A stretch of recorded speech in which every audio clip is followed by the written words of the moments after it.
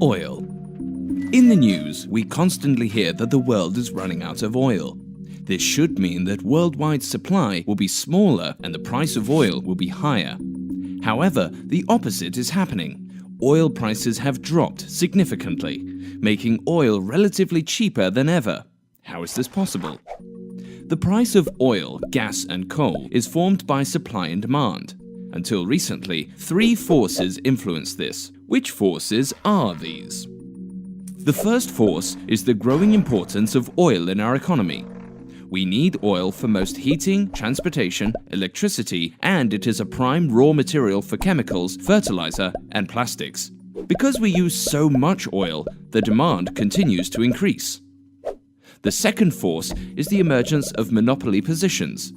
When capitalism reigns, multinational oil companies, merchants, and even individual investors can obtain monopoly positions in various parts of the production process.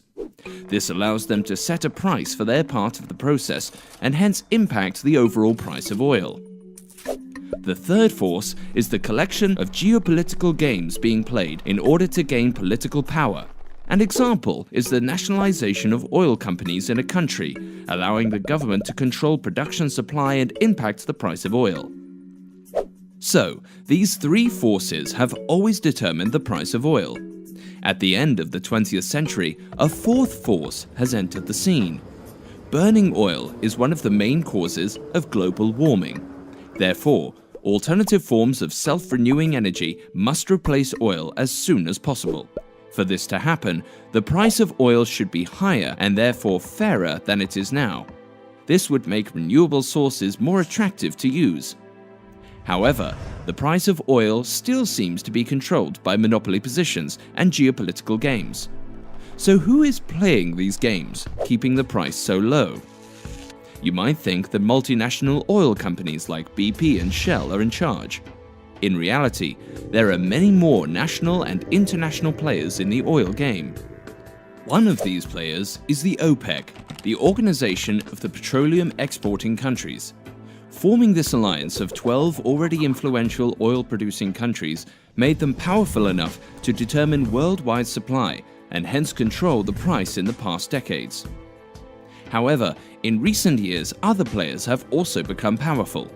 To try to swiftly defeat this competition, OPEC has opened its oil taps completely, greatly increasing supply. This caused the price to have fallen so dramatically lately.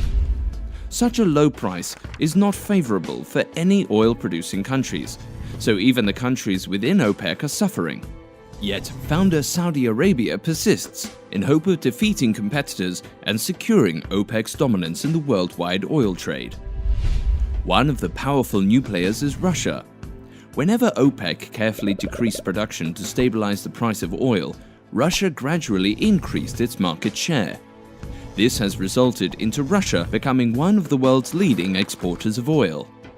Another major player, China, uses different tactics.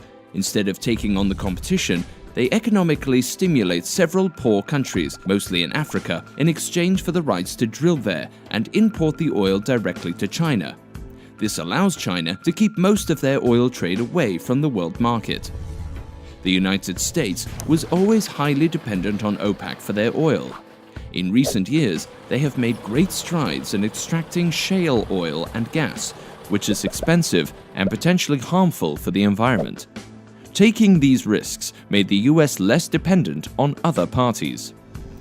With all these new players in the oil game, it seems that OPEC is losing the power to determine the oil price. So what will happen now? One scenario is that OPEC will succeed in crushing the new competition and have the power again. Or will all oil-producing parties survive with this low price? Or will there be a new dominant producer? All these scenarios rely on geopolitical games being able to keep oil an attractive source of energy, so that renewable energy sources don't stand a chance. But maybe the damage of oil on the environment will force oil to get a higher price, which would allow renewable energy sources to enter the market more rapidly. Is this just wishful thinking? Only time will tell.